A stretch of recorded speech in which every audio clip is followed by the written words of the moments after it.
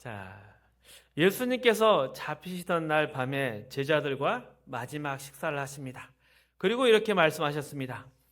너희 중에 하나가 나를 팔 것이다. 이 말을 들으니까 전부 다 놀라겠죠? 그러자 베드로가 묻습니다. 주님, 접니까? 요한도 묻습니다. 주님, 접니까? 가룟 유다도 묻습니다. 주님, 접니까? 이 광경을 보면서 여러분은 어떤 생각이 드십니까? 인간이 얼마나 실력이 없고 내용이 한심한가, 이렇게밖에는 편을 못 만드는 것 같습니다. 세상에서도 그렇습니다. 같은 학교, 같은 고향, 같은 성씨, 이 정도로밖에 편을 못 모으지 않습니까? 우리가 신앙생활을 하면서도 내가 예수를 믿고 산다, 이것을 어떻게 이야기하냐? 나는 예수 믿는 집안에서 태어났습니다. 저는 예수 믿는 선교사들이 세운 학교를 다녔습니다. 그리고 저는 어디 교회에 다닙니다. 이렇게 믿음의 근거를 이야기하고 삼을 때가 많습니다. 예수님이 오셔서 과연 유대인들에게 너희가 하나님의 백성들이냐, 이렇게 책망하실 때 그들은 예수님을 거부하면서 이렇게 말합니다. 그래도 우리는 아브라함의 자손이다. 그런데 오늘 말씀을 보면 예수님은 하늘에 계신 내 아버지의 뜻대로 행하는 자가 내 형제요 자매요 모친이라, 이렇게 이야기를 하고 있습니다.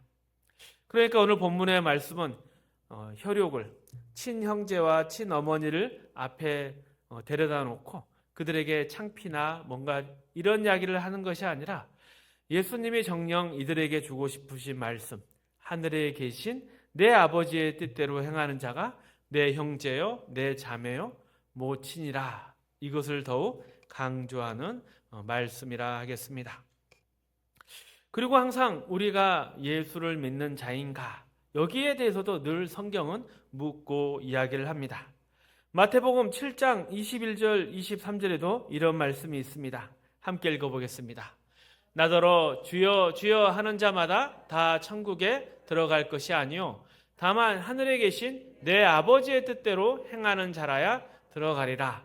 그날에 많은 사람이 나더러 이르되 주여 주여 우리가 주의 이름으로 선지자 노릇하며 주의 이름으로 귀신을 쫓아내며 주의 이름으로, 그때에 내가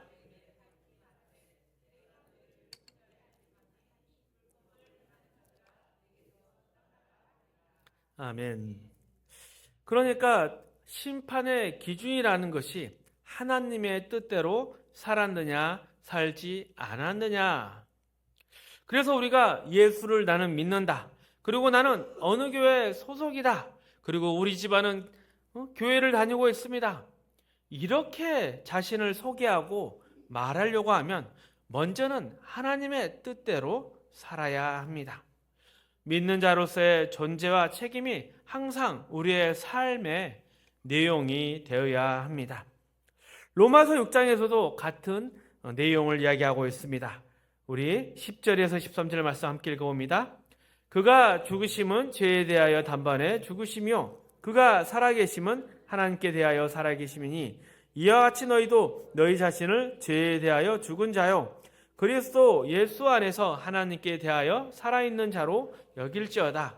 그러므로 너희는 죄가 너희 죽을 몸을 지배하지 못하게 하여 몸의 사욕에 순종하지 말고 또한 너희 지체를 불의의 무기로 죄에게 내주지 말고 오직 너희 자신을 죽은 자 가운데서 다시 살아난 자 같이 하나님께 드리며 너희 지체를 의의 무기로 하나님께 드리라. 그러니 하나님의 뜻대로 사는 자, 하나님의 자녀인 자는 삶이 어떠해야 되는가? 너희 몸을 불의의 병기가 아닌 의의 병기로서 하나님께 드리라 권면하고 있습니다.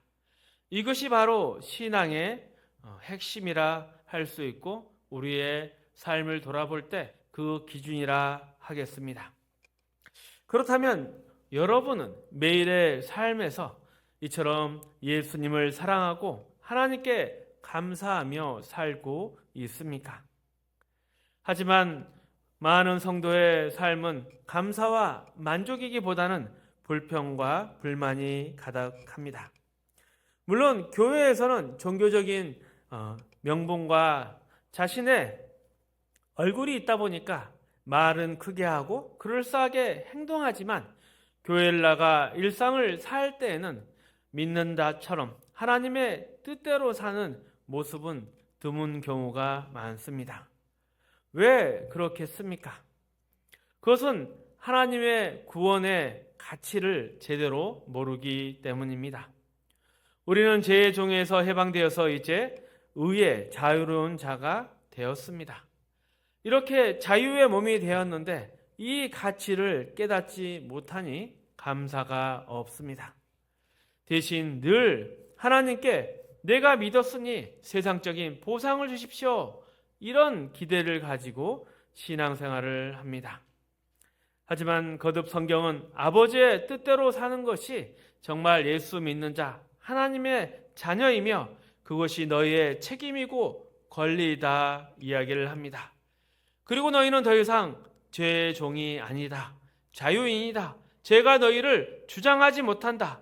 그러니 기쁜 마음으로 순종하며 너희의 몸을 하나님께 의의 병기로 드리라. 이렇게 권면합니다. 자, 우리는 어떻게 예수님과 관계를 맺고 있습니까? 나는 어느 교회에 다닌다. 나는 교회에서 이런 일을 한다. 이런 것으로 묻구려 하지는 않습니까? 하지만 예수님은 주의 뜻대로 사는 자가 내 형제요 자매요 모친이다 하십니다.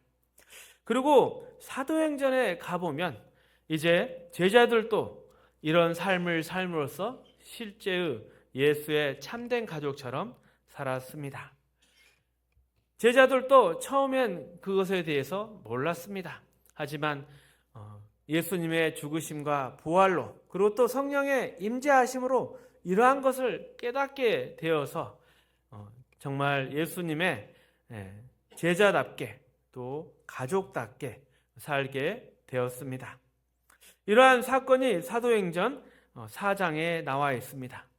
사도행전 3장에 베드로와 요한이 성전에 올라가다가 날 때부터 안진뱅이 된 자를 고쳐준 사건이 있습니다. 그래서 4장에는 그 일로 인하여 그들이 당시 예수님을 박해했던 유대인 지도자들에게 다시 위협을 받는 장면이 나옵니다. 6절에서 12절 말씀 함께 읽어보겠습니다. 대제사장 안나스와 가야바와 요한과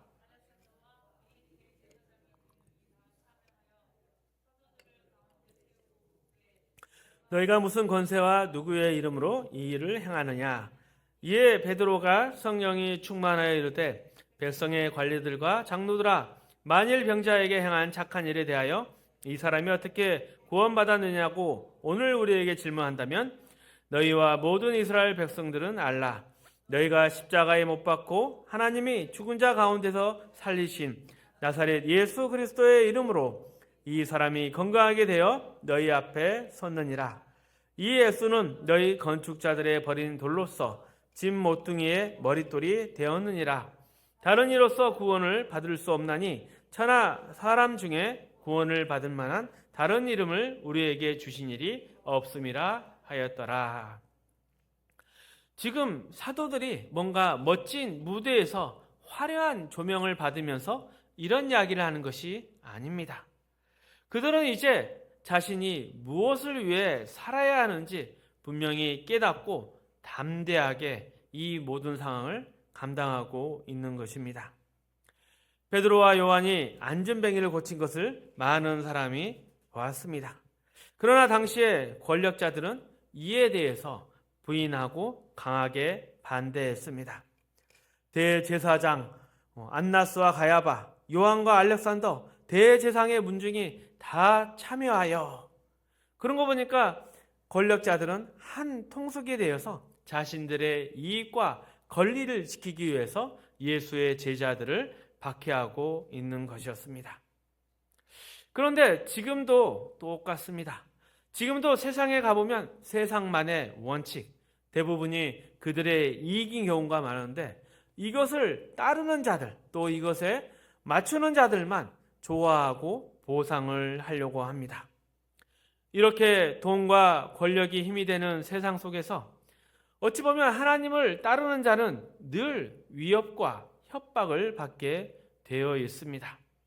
하지만 여기서 중요한 것은 환경을 탓할 것이 중요한 것이 아니라 우리는 여기서 하나님의 말씀을 들을 것인가 아니면 사람들의 말을 들을 것인가 어느 것이 옳은가 우리 스스로가 이 질문에 답할 수 있어야 합니다. 오늘날 교회의 힘이 또 우리의 영향력이 약한 이유는 바로 우리가 믿는 자답지 않기 때문입니다. 예수를 믿으면서도 늘 바람펴는 세상에 가 있고 세상에서 잘 되기를, 세상적 보상을 받기를 기대하기 때문입니다. 우리가 단순히 헌금하고 기도하고 신앙 행위를 하는 것만으로 우리의 신앙을 지키고 있다 착각해서는 안 되는 것입니다. 우리의 매일매일의 삶이 비록 초라해 보고 작아 보이더라도 하나님의 뜻대로 사는 것이 중요합니다. 만약 그 가운데 어느 것 하나라도 작은 것 하나라도 하나님의 뜻대로 살지 않는다면 그것은 겉으로만 예수님과 연결된 것입니다. 하나님과 아무런 믿음의 고리가 없는 것이죠. 아무리 주여 주여 주의 이름으로 여러 가지 권능과 일을 행한다 하더라도 하나님과 함께 살아가야 되는데 그러한 삶의 내용이 있으면 아무런 관련이 없는 것입니다. 하지만 너무 걱정하지는 마십시오. 아직 희망이 있습니다.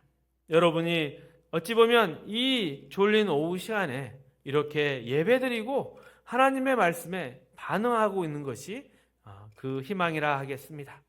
이제는 그 반응이 삶의 결실로 이어지기를 축복합니다. 계속해서 사도행전 5장에 보면 사도들은 감옥에 갇힙니다. 그러나 주의 사자가 옥문을 열어 그들을 풀어줍니다.